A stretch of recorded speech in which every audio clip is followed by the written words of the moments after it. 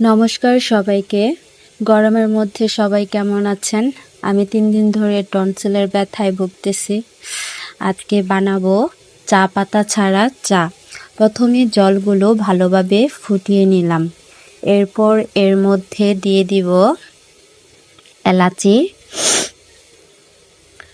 আদা ছেঁচে একটু দিয়ে দিব, তারপর দারচিনি, ইচ্ছে করলে তেজপাতা, লবঙ্গ দিয়ে দিতে পারেন।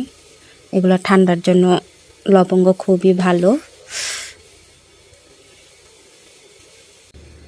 তারপর দিয়ে দিব একটু কালো জিরে,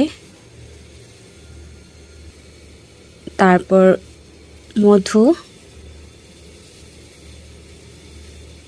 এটা আমার প্রথম ভয়েস দিয়ে ভিডিও বানানো, সংকোচ ফিল হয়, তাই ভয়েস দিয়ে ভিডিও বানাই না।